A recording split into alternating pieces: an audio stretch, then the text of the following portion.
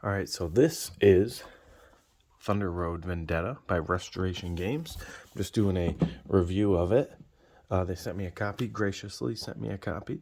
So I've actually play tested this game a little bit also. So I do have an understanding of how to play, and I've played it a couple times now. So I just want to give you my honest reviews on it.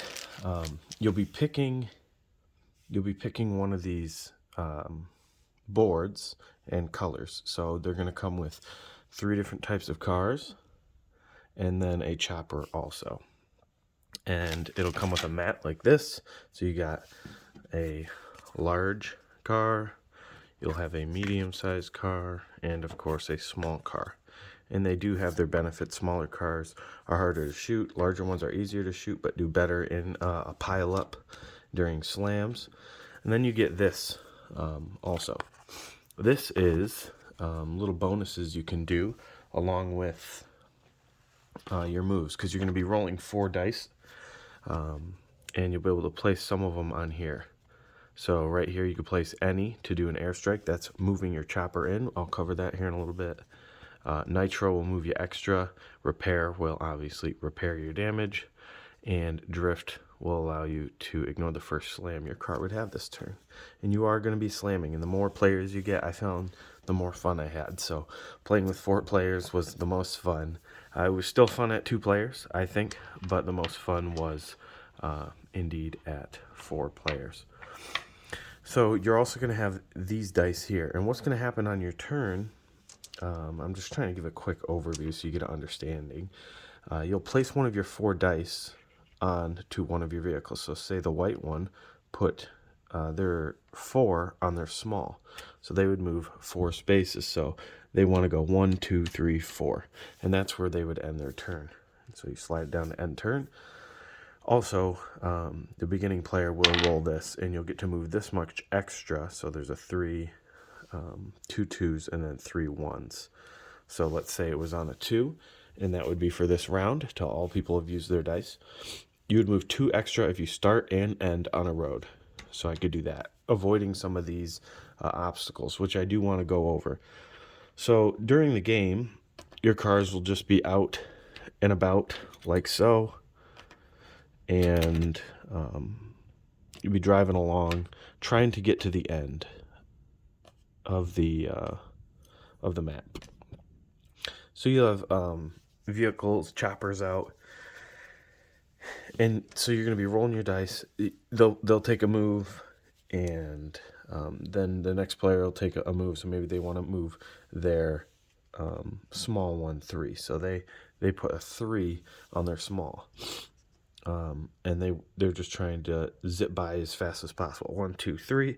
They don't get the extra move dice because of they didn't end on a road, so they just moved 3. But maybe they want a nitro. So nitro, they would put that on there as well, be able to move 1 extra space, because this has a 1 through 3.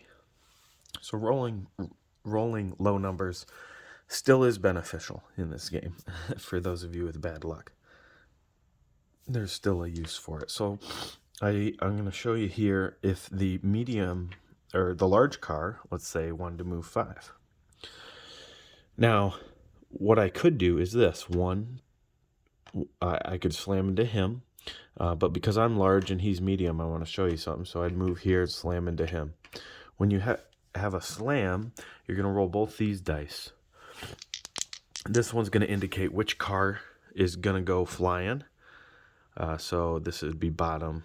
Car would go flying. This would be bottom. Usually it's the bottom. There's more results for bottom, and then that's the top. And then this one tells you what direction, orientation you're going to move that car. So we would roll these and resolve it. So that would be top car moves forward 1. Now, the bigger car in the slam can choose to re-roll the dice. And since I don't want to go flying 1 forward onto this space, I choose a re-roll. Now we see that the bottom car will move 1 to the right forward. So the bottom car is getting shot over this way.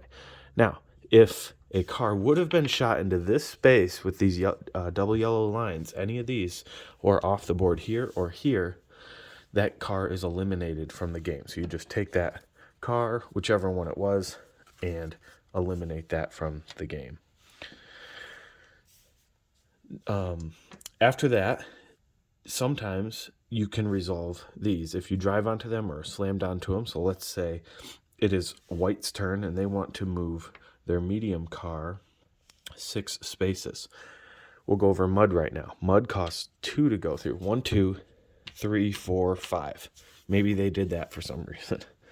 What they're going to do is flip this over, and that would be a mine. Now, each of these are different. And so a mine, when you run over a mine, the road vehicle takes damage token and resolve the effect, if any. That vehicle loses any remaining moves, so you're done moving. And that is it for there. I'm going to reveal these and show you what to do. And we'll talk about damage also, because this mentioned that you're taking damage. I want to show you that after. So we got right here, mud. So that works just the same as that. It'll cost 2 to go through. Now you can end in it. If you didn't have, like if you had a 3 and you were here and you went 1, 2, 3, you could end in it, but you couldn't go out of it. So, or let's say you had a 3. Yeah, it's a 3 and you need 4. You can end in a mud space. Continue to go down. So this is a wreck, and if you were to enter that space with a wreck, you would place a wreck figure in the space and essentially resolve a slam. So these are wrecked figures over here. It's just a little wrecked car, and so we're going to remove that. And then let's say that would happen. So they count as small vehicles, so you could do the re-roll option if you had a bigger vehicle there, but since they're the same size, you can't. And so you would just roll these and do what it says. So down 1, the bottom car would move 1 forward to the right, and it would be there. Kind of, it could have sent it here and be in your way again, or it could be here and then it'd be out of the game, for example. Continue on with these.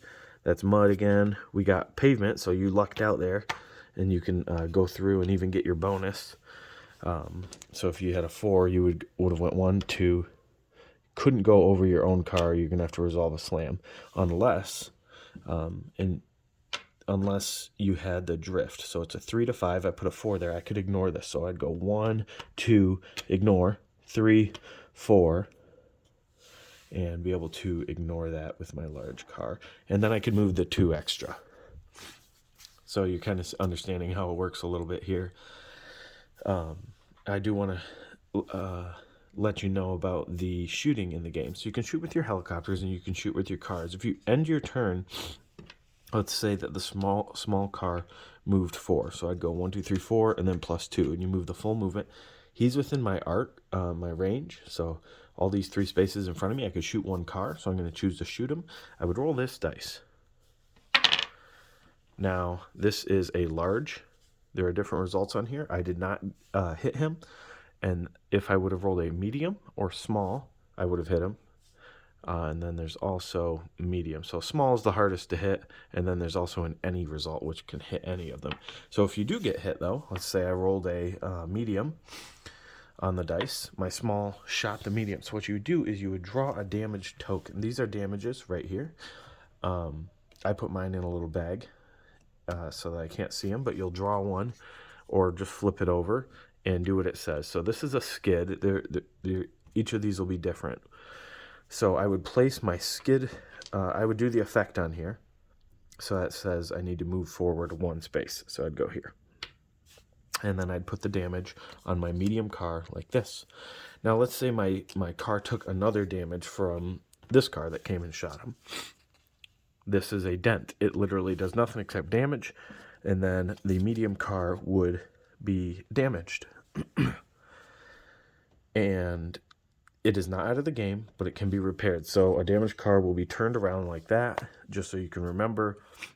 It's still affected by things, but you can't move it. You can't place dice on it. To repair it, you will need to, on your turn, roll a 6 and place it on repair, remove 1 damage. So that means that car is now operable again, and you can use it that turn. Let's continue down. Moving along with the damage. So blast off. Blast off, essentially, it's a pretty fun one. Blast off, you roll the direction die and the stunt die. That's these two dice. And you move that many spaces in the indicated direction, ignoring all spaces in between. You are still affected by the spaces you moved into. So if, let's say that this card had to do this, it would go 1, 2, it would be out of the game because it'd have to move 3 in that direction, ignoring. And then next up would be dazed. You're going to do the same thing, roll both these dice. And let's say that we rolled, where is it? This. So we rolled a 3. We'd have to move him onto this car. We'd have to stop with dazed, and we'd have to take care of rolling these and figuring out who goes where. So that can be pretty fun. And then the last one is shrapnel, and that essentially what you'll do for shrapnel is roll this dice, and then you'll deal damage in the direction. So if this guy had to take shrapnel damage, he would roll this dice, and then shrapnel would occur and hit this guy also. So you can see that you could be hurting your own vehicles with these damage markers.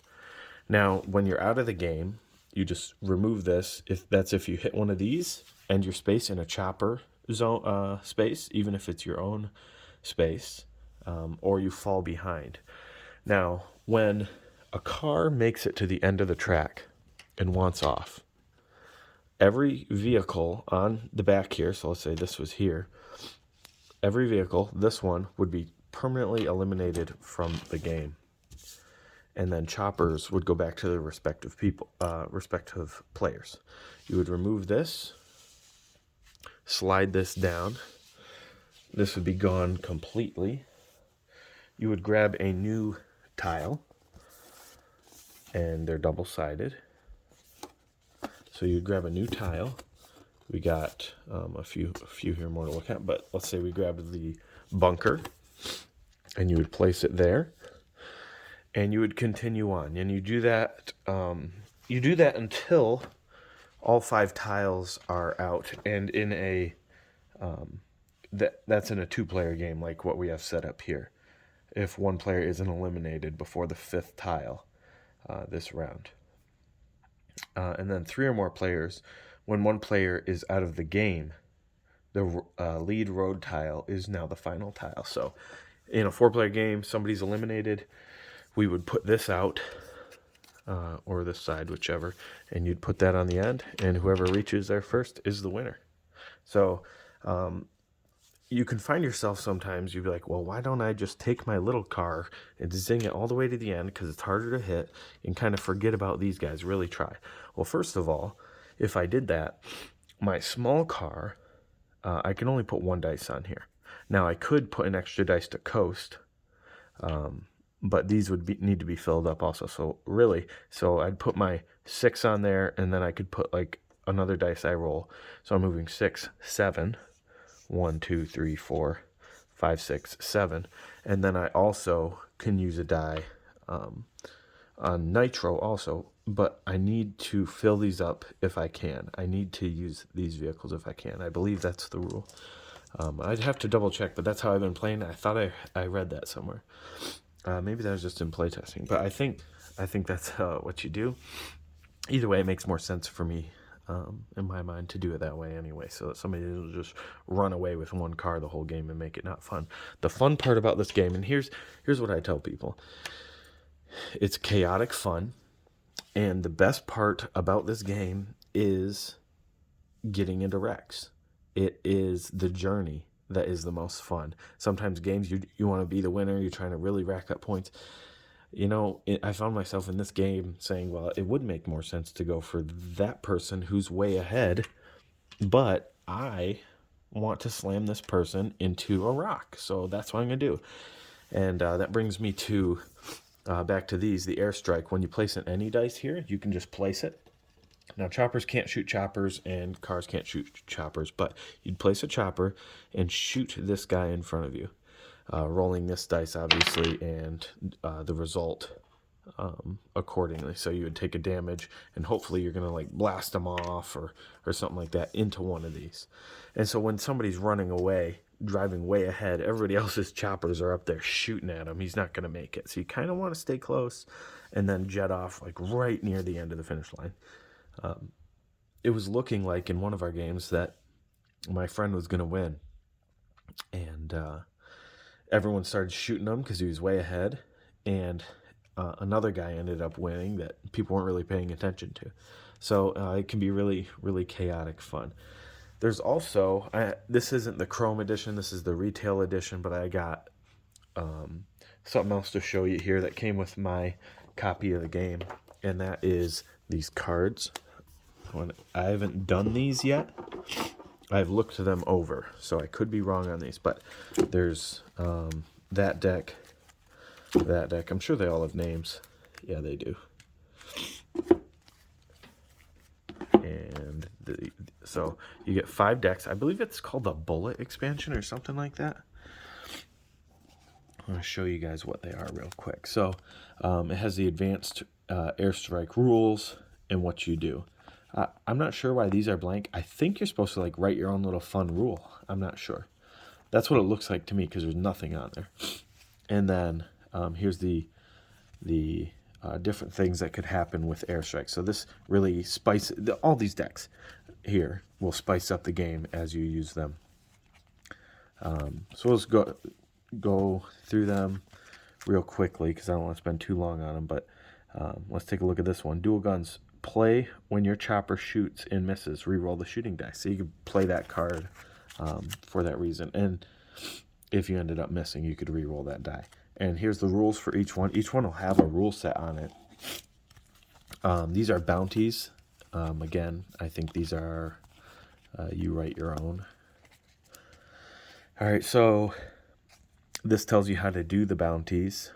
You deal them face down. When you complete your bounty, you may immediately play the card and claim the reward at the bottom. After you play a bounty, remove it from the game. So you do this. If you do this, you can do this. So let's say 2 slams happen on your turn. You can set one of your unused movement dice to any number. So another way to spice up the game, you don't know what's coming. Then we got road conditions. This one looks like my favorite because it's got tremors and icy roads, windy, blockades, torrential downpour. If your vehicle enters a muddy space, it loses all remaining moves. So these can happen. Like I said, I haven't played them, but I would like to play with them. When you place a road tile, place a random road condition card face up next to it. The rule on the card applies, so it's going to apply for that road. That's really cool. I really like that. And then one-shot rules. Deal 1 face-down one-shot card to each player at the beginning of the game. This card tells you when you can play it. After you play a one-shot, remove it from the game. So we got the flux capacitor. That's funny. I think that's a reference to Back to the Future. Let's read this one. The grapple shot. Play after you shoot. Make a second shot against the same target if it's still in your firing arc. That's cool. So you can do those things. And here's, look at one shot. It looks like you can make your own again. I might do that. I do like creating my own stuff. That'd be fun. Again, bonus stuff. Bonus commands. Deal 1 bonus command card to each player at the beginning of the game. This is in addition to command you gain. So let's see. Rocket fuel. Any. If you use the road die, use this die's value instead. You can only move directionally forward during these moves. So you'll set it here kind of like one of these commands. These are just bonus commands. You'll get one of these and be able to do it for the game. So it's just more chaos, and I think it's more fun to do stuff like that. I really especially like the road conditions to make each tile just a little bit different. I think that's cool. But that came in mine. I'm not sure if you can get them. I'm sure they're in the Kickstarter stuff. But again, there's all sorts of components for this game that I tried to show off. There's the dice for the other guys, and their board colors. I really like the board colors. They're pretty, in my opinion, as well. So they're all the same. I know that in the upgraded I believe it's in the Chrome edition, or maybe it's something else. I didn't really look into it, but I do know that they come with like specific characters, and the characters will have an ability for the game. And I thought that was really cool. It adds some more personality and more fun. But here's the inside of the box. Take a look at that real quick. The inside of the box, it's not special, but it holds everything just fine. And like I said, I put some of mine in this bag that I had laying around. I put the damage in there, so you never know what you're grabbing. But everything fits in here nicely, and it is a good solid box. Let's take a look at the back of it. I'm going to put the lid on, and then we'll end with that. I hope you enjoyed, and I highly recommend this game. I love the games that Restoration puts out, and they did a fantastic job with this one. So that could run and gun. That could potentially be what your game looks like. Anyway, I recommend it. I'm not sure if there's a place to order at the moment, but it will be soon. So be on the lookout, and I'd stay on the lookout and look at restorationgames.com. Just go there and keep up to date on that. Thanks for watching. I know I don't usually do other game reviews. I usually stick to Unmatched, which is another one of Restoration's games. But I really enjoyed Thunder Road Vendetta. Thanks for watching.